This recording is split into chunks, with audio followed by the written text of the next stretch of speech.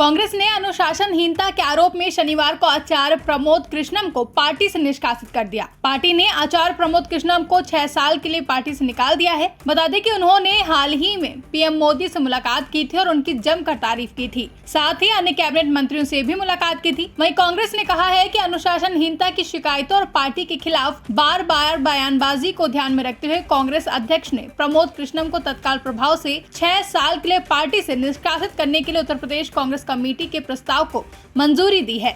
बता दें कि आचार्य प्रमोद कृष्णम लंबे समय से कांग्रेस पर ही हमलावर थे, अपनी ही पार्टी के नेताओं को निशाने पर ले रहे थे। उन्होंने कहा था कि कांग्रेस में कुछ बड़े नेता ऐसे हैं जिन्हें हिंदू शब्द से ही नफरत है। कुछ कांग्रेसी नेता ऐसे हैं जिन्हें राम मंदिर से ही नहीं बल्कि भगवान राम से भी नफरत है, जिसके बाद बीते कल कांग्रेस ने उन्हें 6 साल के लिए पार्टी से निष्कासित कर दिया है। तो वहीं आज कांग्रेस से निष्कासित किए जाने के बाद आचार्य प्रमोद कृष्णम ने प्रेस कॉन्फ्रेंस कर अपनी प्रतिक्रिया दी है और कांग्रेस के राष्ट्रीय अध्यक्ष मल्लिकार्जुन खड़गे से कई सवाल पूछे हैं। आप भी सुनिए। मुझे कल रात कई न्यूज चैनल के माध्यम से ये जानकारी मिली कि कांग्रेस पार्टी ने एक चिट्ठी जारी की है। कांग्रेस पार्टी की तरफ से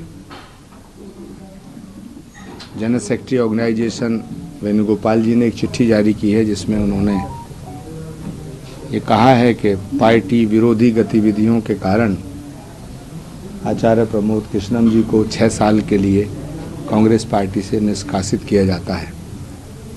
तो सबसे पहले तो मैं कांग्रेस पार्टी के नेतृत्व का आभार व्यक्त करता हूं कि उन्होंने मुझे कांग्रेस से मुक्ति देने का फरमान जारी किया। साथ ही साथ मैं उनसे ही सवाल करना चाहता हूं, क्योंकि उस चिट्ठी में लिखा है पार्टी विरोधी गतिविधियों की वजह से। तो वेणुगोपाल जी या आदरणीय खड़गे जी कृपया बताएं कि ऐसी कौन सी गतिविधियां हैं जो पार्टी के विरोध में थीं और उन्हें कब पता चला। क्या राम का नाम लेना पार्टी विरोधी है? क्या अयोध्या जाना पार्टी विरोधी है? क्या भगवान राम की जन्मभूमि के मंदिर की प्राण प्रतिष्ठा समारोह का निमंत्रण स्वीकार करना पार्टी विरोधी है? क्या भगवान राम के मंदिर की प्राण प्रतिष्ठा समारोह में सम्मिलित होना पार्टी विरोधी है? क्या श्री कल्की धाम का शिलान्यास कराना पार्टी विरोधी है? क्या नरेंद्र मोदी जी से मिलना पार्टी विरोधी है?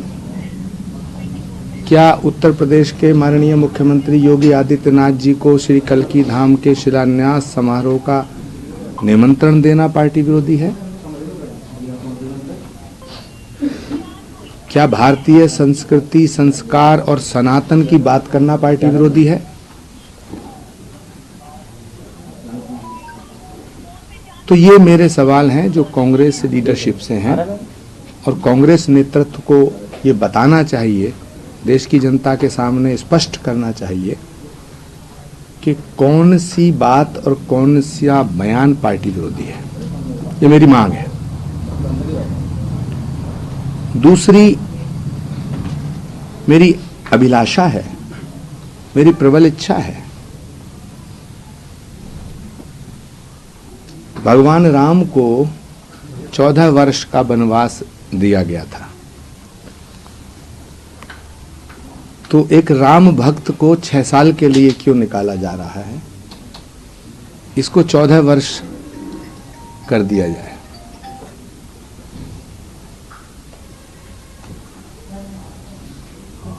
मैं छात्र जीवन से, जब मेरी उम्र लगभग 16-17 वर्ष थी, 81-82 में लगभग स्वर्गीय राजीव गांधी जी से मिला था। जब वो संजय गांधी जी के निधन के बाद सांसद बने थे, इंदिरा जी प्रधानमंत्री थी, तब से लेके मैं कांग्रेस से जुड़ा रहा। राजीव जी को मैंने एक वादा किया था, जब वो प्रधानमंत्री बने थे उसके बाद, जब इंदिरा जी की हत्या हो गई थी और राजीव गांधी जी से हमें राजेश पायलट जी ने मिलवाया था। हमने कहा था कि हम आखिरी सांस तक कांग्रेस नहीं छोड़ेंगे, हम अपने जीवन की अंतिम घड़ी तक कांग्रेस पार्टी को नहीं छोड़ेंगे, और इस वादे को हमने निभाया।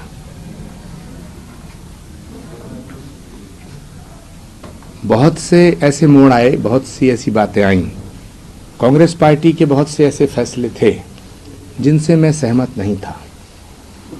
धारा 370 हटाने का फैसला जब भारत के प्रधानमंत्री आदरणीय नरेंद्र मोदी जी ने लिया, तो ये देश हित में फैसला था।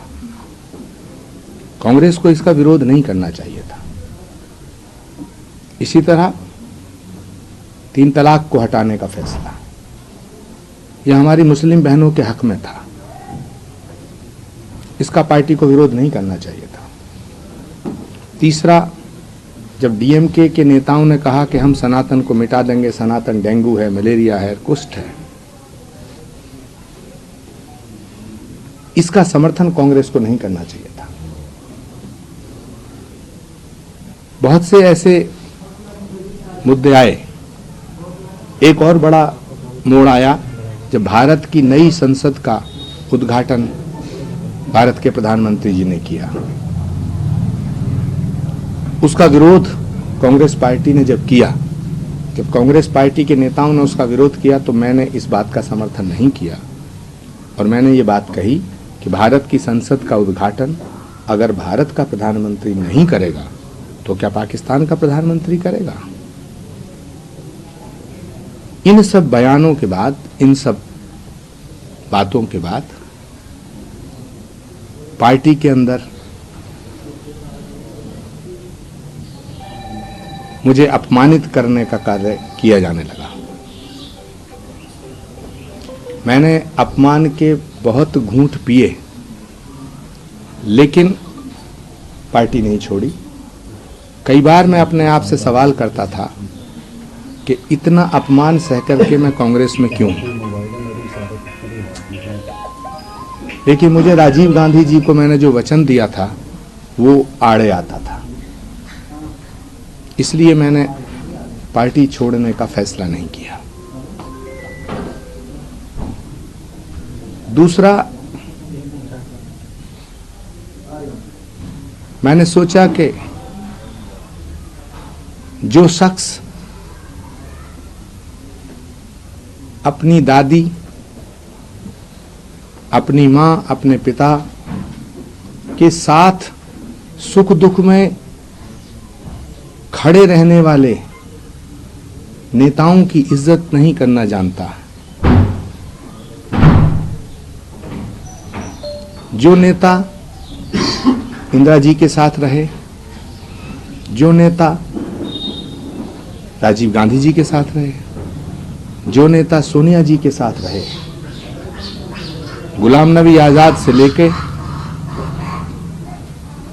कमलनाथ तक, भूपेंद्र हुड्डा जी से लेकर के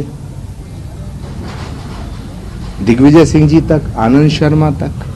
ब्यूरो रिपोर्ट, इंडिया पब्लिक खबर। फिलहाल के लिए इस खबर में बस इतना ही। देश और दुनिया की ऐसी ही तमाम बड़ी खबरों के लिए हमारे YouTube चैनल को सब्सक्राइब करें और बने रहें इंडिया पब्लिक खबर के साथ।